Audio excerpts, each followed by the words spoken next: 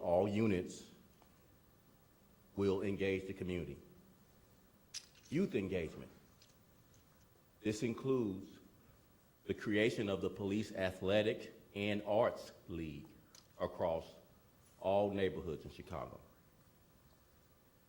3, the Neighborhood Policing Initiative District Coordinating Officer Program expansion and the reimagining of the CAPS program. 4, the expansion of the Civil Rights Unit.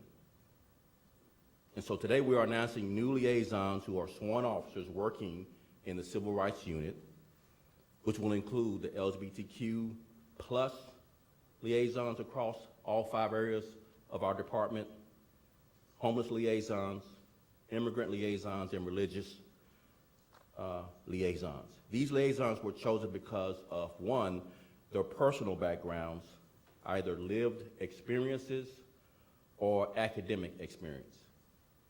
The LGBTQ plus liaisons will support and advocate for our LGBT community across all areas of the city. Our homeless liaisons will work citywide to support and connect our homeless population with resources that they need. Our immigrant liaisons will also work citywide and work directly with those who have created a home in Chicago. And obviously, our religious liaisons will support our many faith communities across the city. We also have, as part of this plan, officers in every district that will be dedicated full-time to working closely with each district's marginalized communities. These officers are called Affinity Liaison Officers.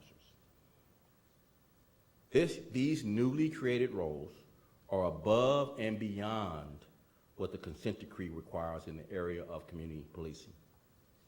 For more detail, I'd like to turn this over to Commander Angel Navales from our Office of Community Policing, who's to talk in more detail about this community policing plan we're rolling out today. And then I'll come back for one more topic, and then we'll take questions. Thank you.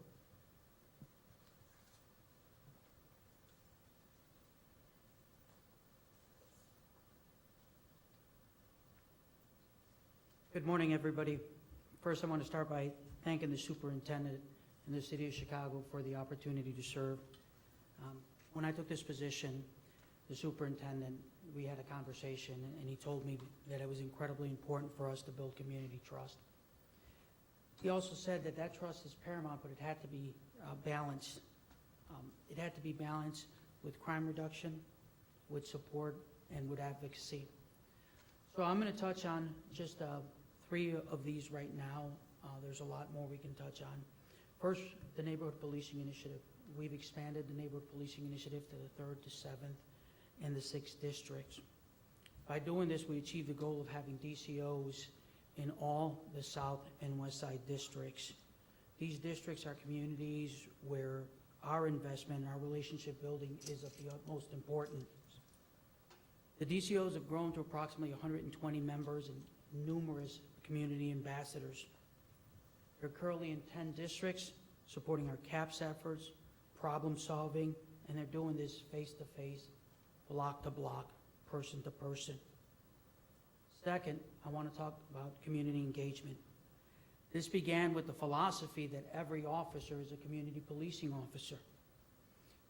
To achieve this, opportunities were created for every bureau to engage, and we wanted them to engage the public outside of traditional law enforcement. We're talking about district officers, community safety teams, detectives, members of counterterrorism.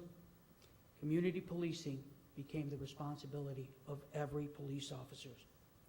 These units partnered with food pantries to pass out food to the needy. They passed out COVID supplies to battle the pandemic. They engaged the youth as coaches, as mentoring. They hosted esports events. They had chess tournaments. They held webinars when we had a spike in carjacking. The Chicago Police Department increased its community engagements year to date by 83%, and we're only 6 months into the year. We wanted to create an environment where every member of the police department participated in community engagement. This has never been done before, never at this magnitude, and it's impressive. Lastly, I want to touch on support and advocacy. We did this by growing our civil rights unit. We recognized that marginalized communities needed their voices elevated. We understood that our relationship with these communities was not where we wanted them to be. Like the superintendent says, we added a religious minority liaison, homeless population liaison, immigrant liaison, our area liaisons, a language access coordinator, and an ADA coordinator. We chose individuals, like the superintendent says, that were either academically rooted or had lived experience. There is nothing more powerful than when someone shows up to problem solve or to advocate for someone that they can truly say that they understand. I've been there. That's incredibly important to that person receiving that service. Every district will have a liaison, and with the guidance of the consent decree, we added our affinity officers. And you're asking yourself, what is that affinity officer? That is someone at the ground level that will be the voice for those communities. They will identify those communities in the district, elevate their voices, and create a relationship between us and the police. We wanted to make sure that we didn't forget anyone. We ensured that we covered this at the district level, at the area level, and here at headquarters. It's easy to focus on our differences, but this is an example of everybody here coming together. Before I move on, I want to do two things. I want to remind our communities that this is just a small step forward in a long journey. We ask that you join us on this journey. It's a journey that we have to make and that we will make. So I want to thank my team, because this is not my team, our team, because they put a lot of work, a lot of tireless hours to get these things done. So I want to acknowledge Director Brooks, Deputy Director Mike Milstein, Assistant Director Elaine Robinson, Sergeant Riga, and everybody in that office that put in countless hours to get this done, everybody in the department that put time and effort to get this done. I'm going to close with this. I want to thank every outreach worker, every community group, every beat facilitator, every city service that was out there with us doing this and will go out there and continue to do this. I want to thank members of the community who trusted us with their children so we can coach them, who opened up so we can get at the root cause of whatever problem was ailing them. We will continue to do this. And lastly, I want to thank every officer that passed out food at a food pass out for hours, carrying and taking food to people in their cars. I want to thank every officer that coached, that took the time to coach, to mentor, to help guide our youth, right, so they're not courted by negative activities. And lastly, I want to tell the city of Chicago that the Chicago Police Department and the CAPS program and this plan is committed to not only building relationships with strong emotional bonds, but we hope to make this city safer. And with that, I'm going to turn it back to Superintendent Brown. Thanks, Angel. And Angel, if you mind stepping over here, if you don't mind. There. No, just right there. Just follow the instructions, Angel. First Deputy. I'm also announcing that we are promoting Angel Navales from Commander to Deputy Chief.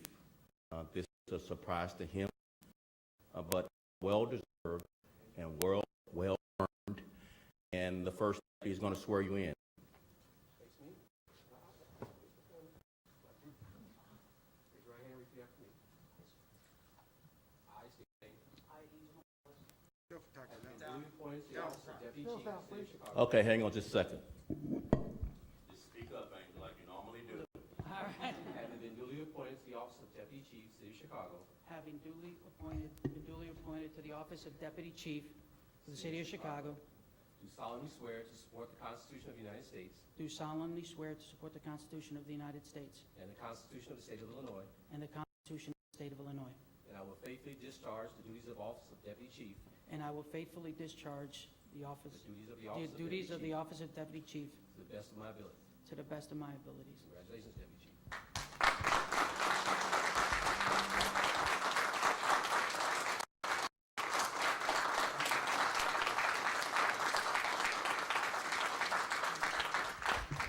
Now we'll take questions.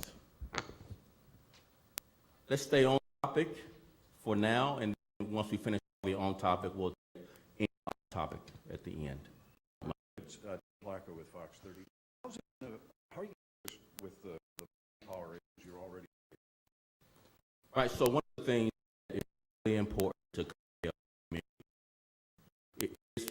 it's conveyed as one of the ways to reduce crime. I argue it's the only way to reduce crime. We have challenges of vacancies, trust, crime challenges beyond the scope of policing that get to the root causes of police community having high victimization beyond the scope of policing were meant to do. Policing, collaboration with the community, it creates partners in the community, it creates partners nonprofit and philanthropic, as well as the corporate community. We can meet some of the needs so that vacancies and challenges of high violence don't prohibit us from continuing to reduce crime. It is a plus multiplier for all the things every community wants. All of us want, regardless of our lot in life, our socioeconomic demographic. We all want opportunities for our family. We want safe communities. We want opportunities for our young people to be educated and find employment. We all want those same things. It is the level set barrier breaker of what we all want. And again, it takes policing out of a silo into this larger community of collaboration to achieve the goals of safety. Yes. Superintendent Craig Wall with ABC7. Just to follow up on that, you know, the crime problem is the criminal element, but how does this actually impact the criminal element to drive down crime? Yes, you're going to get cooperation from the good people in the neighborhoods, but how many criminals are going to show up to a police athletic, game? So how does this really reduce crime? So my answer is going to date me, because this is the same question you would get in the 1980s when we started community policing in our profession. That this is a waste of officers' time, that the criminal is not going to be affected. And I argue that, and this has been a learned answer from me I heard on 1983 during the heights of mass incarceration, where we thought we could just put them all in jail and throw away the key and our problems will be solved. We know that did not work. We know that. We know that mass incarceration during the 80s and 90s were the highest crime rates in our country's history. We know that didn't work. And we know that collaborating with the community works. We have evidence. This is not a pie in the sky thought that this is not something that can work. We know it will work, but for our commitment to it. So my answer is consistently, it's the only way to police. That policing is best done with the community involved. And finally, I think the biggest answer for this is we're in the people business. Policing is a people business. And when you say criminals are people who cycle likely in and out of the criminal justice system. They don't stay in jail. No one throws away some key.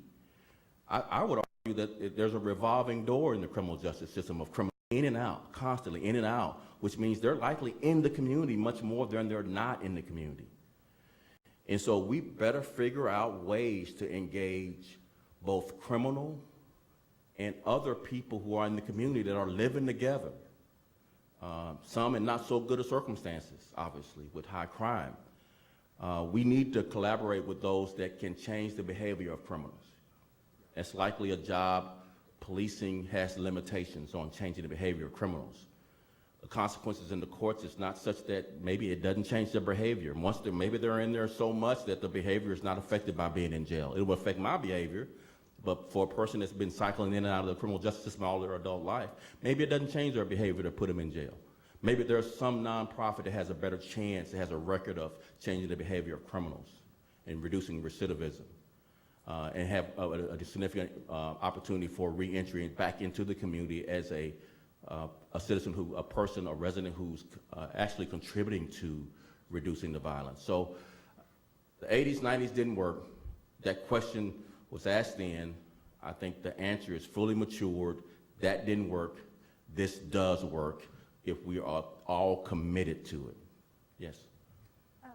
Superintendent, a few days ago, you mentioned that CPD is working with violence interrupters, and those communities are kind of the hot spots. But that, on Wednesday, we did see a shooting in the middle of the day in the back of the Yards neighborhood with an adolescent being the victim.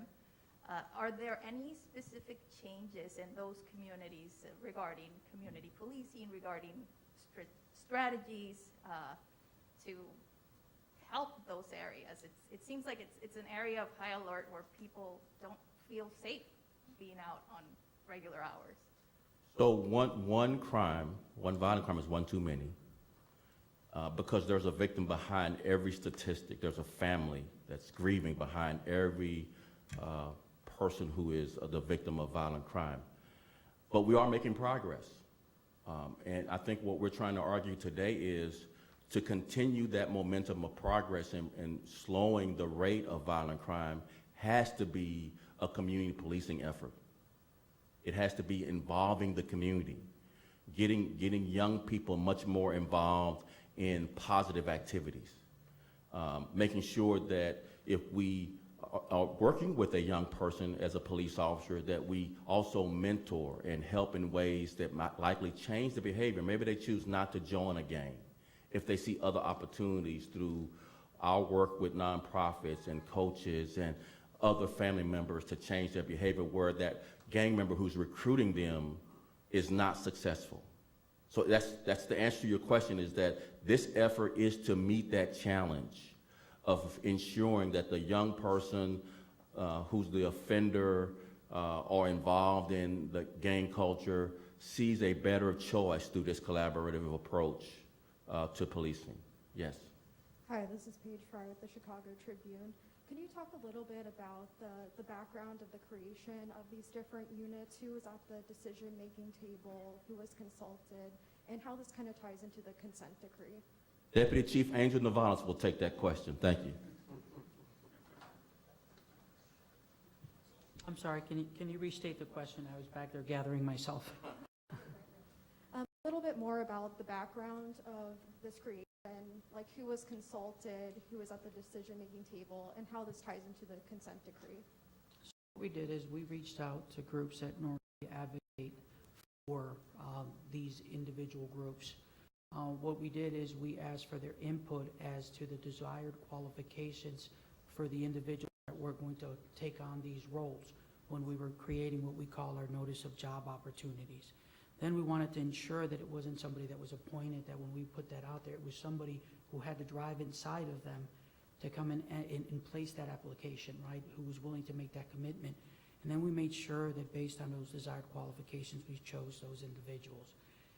In the consent decree, we do have the affinity officers, and we felt that it was a great idea, and we decided to do it in that process, and we felt that replicating that process up the chain would be beneficial for our department. Thank you. Any more on-topic questions? Yes. I just wanted to quantify, you were talking about making a transformative commitment, and there was another question about the manpower issues. So I'm wondering, has there been an additional, budgetary allotment for this, and how much is that over what it was?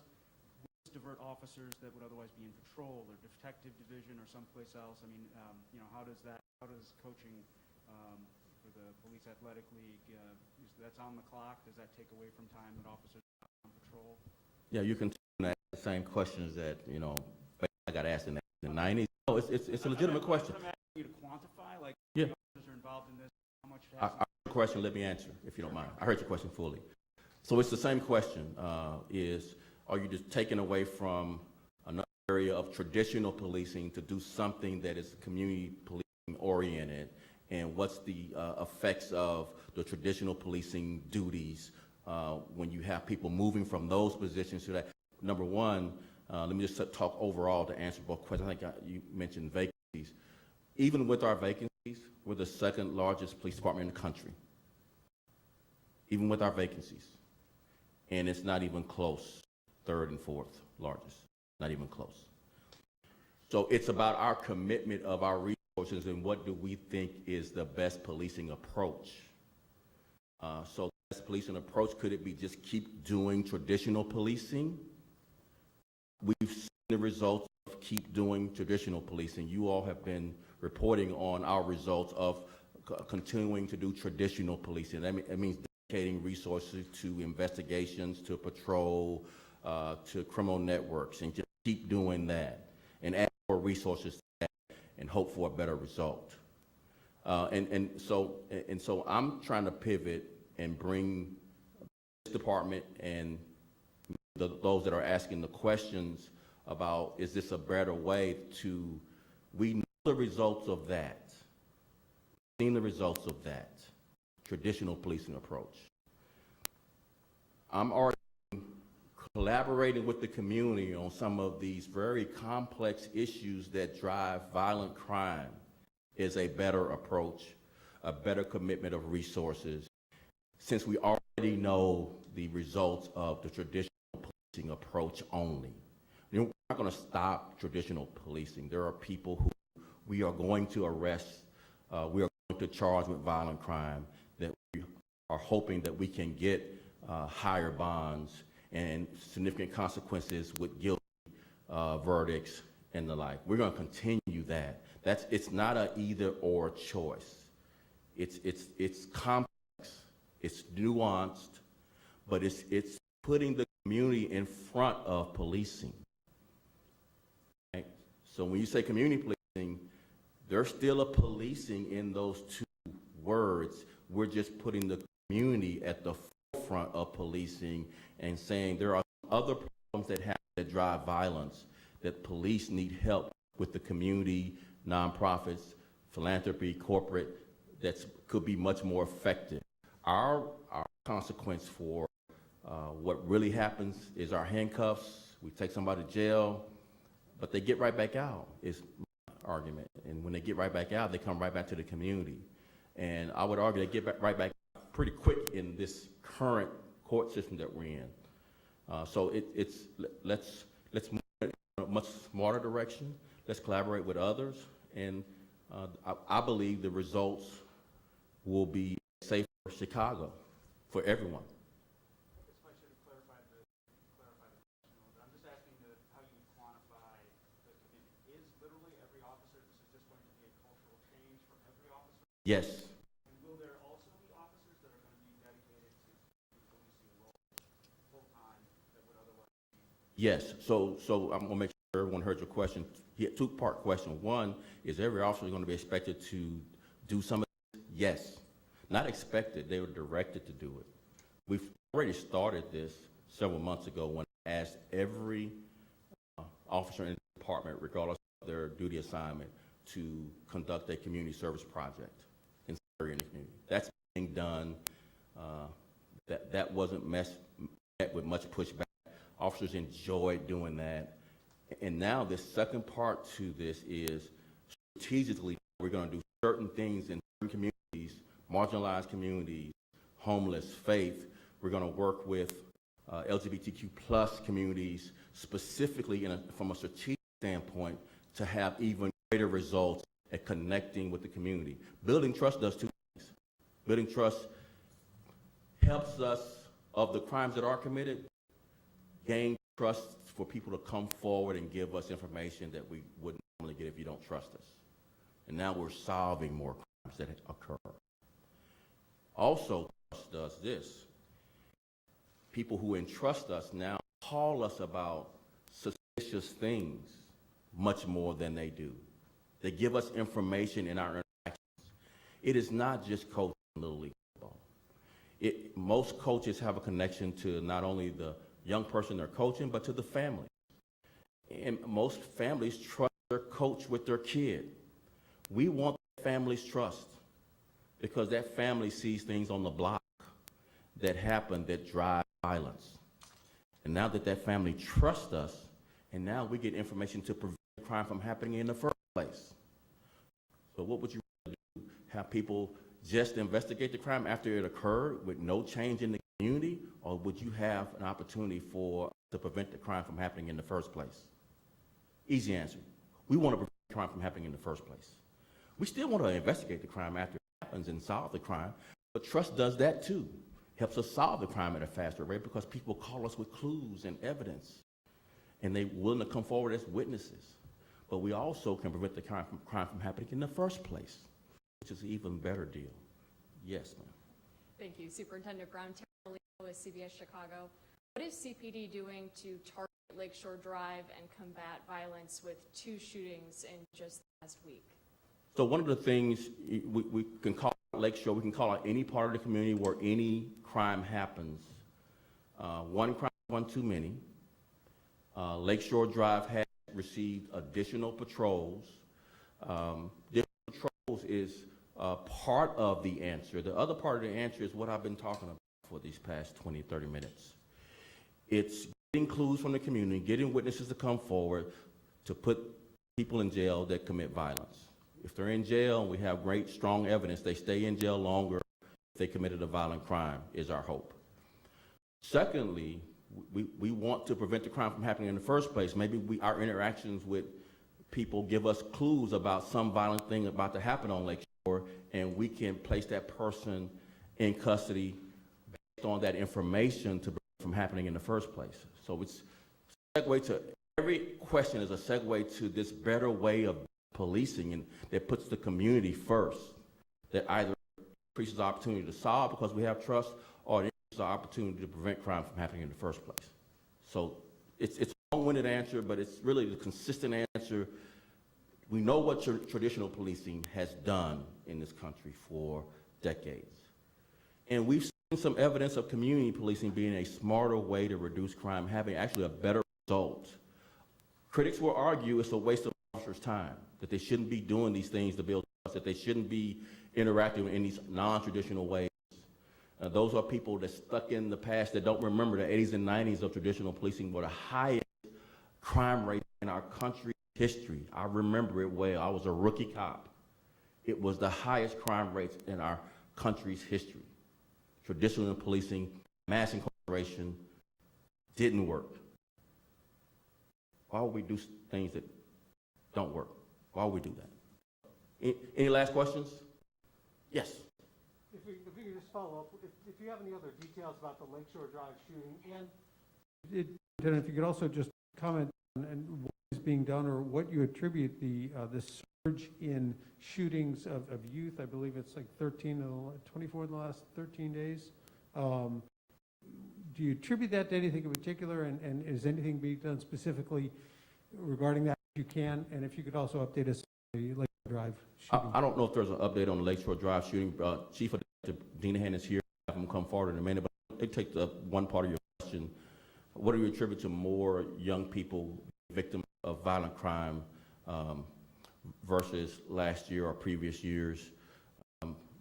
More young people have, unfortunately, been victims of crime. Young people, if you talk about a couple of categories like carjacking, has been increasing the offenders of the crime. More young people, as we talked about with the recent, the 14-year-old, are recruited into gangs. Really aggressive recruitment effort of our gangs to get our young people, younger and younger, recruited.